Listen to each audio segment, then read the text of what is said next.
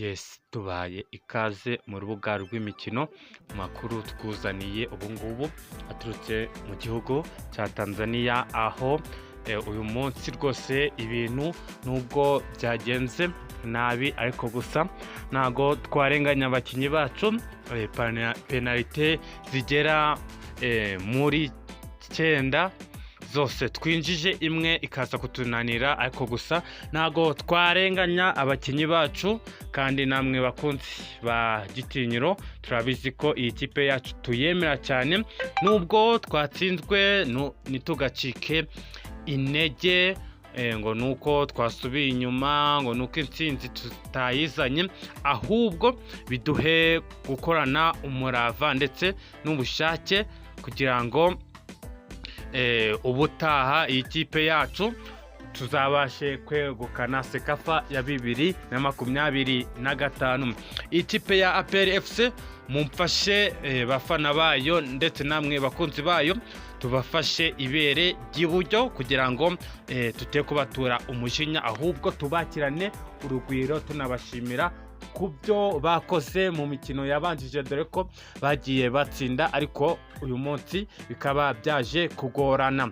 Umutoza Darko Novic avuze amagambo akomeye cyane ubwo match rwose yari irangiye, tubona ko ibintu byarangiye, ko igikombe kitakibaye icyacu.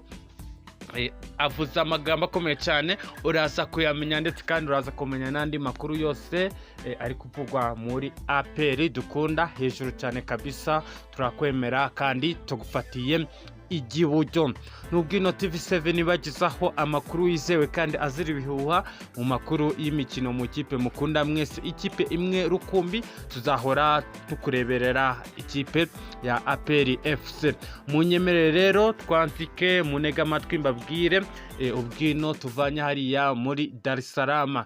Birababaje cyane rwose, gusa nago navuga ko bibabaje cyane, ahubwo nubwo ibintu birangiye, ibyishimo twari twizeye ko turavana hariya muri Dar es Salaam karangira atari byo tuvanyeyo. Gusa abakinnyi bacu ndetse n'umutoza Darko Novic nta kuntu atagize kuba rwose match yarangiye tunganyije, tukarinda twajya muri penalite, abakinnyi bacu bakaza kuzitera bose dore ko baziteye ari abakinnyi bagera muri 10, harimo 5 baziteye bwa mbere igihe yakinaga na Al Ahly, nibo bamanjije bose bazinjije, ndetse haza gukurikiraho indi timu ya kabiri nabwo y'abakinnyi 5, ariko bikaza kurangira umwe ari we uyihushijwe Red Arrows yo mu gihugu cya Zambia, bikarangira intsinzi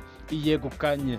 Si ubwa mbere rero ibi bintu bibayeho, kandi turabyize ko haragira igihinduka, ndetse kandi ntago twarenganya abakinnyi bacu. Nta kuntu batakoze kuba umukinnyi yemeye rwose akarwana imbere mu mikino hari Dar es Salaam. Murabizi ibintu ntago biba byoroshye rwose kabisa. Abakinnyi bacu turabemera kandi tubafatiye ibere ry'iburyo. Nimba uzi ko uri umufana w'ikipe ya Gitinyiro rwose kabisa, utekwiheba ngo nuko twatsinzwe ngo umureyo aza kubwire ngo mwatsinzwe kabisa, uhita umubwira yuko ikipe yacu ari ikipe ikomeye cyane, kandi kuba twatsinzwe si ubwa mbere dutsinzwe, kandi intego turayifite ni ugutsinda kandi tukamanukana ibikombe. Aho rwose abareyo bari bagambaniye iyi kipe ya APR FC, gusa ntibyaje kuba byakunda, dore ko iyi kipe ya Red Arrows yari iri mu cyumba kimwe hariya muri hoteli muri Dar es Salaam, bararaga ahantu hamwe rwose muri hoteli. Gusa iri joro bagiye kurara Dar es Salaam, aho ejo bazamanuka berekeza hano mu gihugu cy'u Rwanda. Gusa andi makuru akomeje gucaracara nuko ngo nubwo iyi kipe ya Red Arrows yo muri Zambia ngo imeze nk'umutumirwa, bishobora ngo kuba yatwaye igikombe gishobora guhabwa ikipe ya APR FC, ariko agaciro kayo kagahabwa ikipe ya Red Alozi. Niyo makuru rero twari tubazaniye amakuru mashasha ubu ngubu ari kuvuga yaturutse hariya ibwami muri Sekafa Kagame Cup. Tuteye kwiheba rero turabizi kabisa APR yacu tugufatiye ibere ry'iburyo kandi tuzakugwa inyuma. Umutoza yavuze ko kuba yatsinzwe ntabwo ari bwo bwa mbere, kandi imikino ya mbere igihe yakinaga na Singida Elimeleki igakina na Alahiri yabikoze neza. Ibi rero nubwo byananiranye nta kuntu atari yagize abakinnyi yababwiye tekinike, kandi ibyo yababwiye bose babikoze, nta mukinnyi wigeze umusuzugura, buri wese yakoze ibyo ashoboye. Birangira rero tugeze muri penalite. Izi penalite rwose nizo zadukozeho, ariko turabyizeye ko ikindi gihe tuzisubiraho tukamanukana intsinzi. Nubwino TV7 bagezaho amakuru yizewe kandi azira ibihuha mu makuru y'imikino mu ikipe mukunda mwese, ikipe imwe rukumbi ariyo APR FC. Tuzakugwa inyuma ute gucika intege rero. Ciao ciao, turacari kumwe mukunzi wa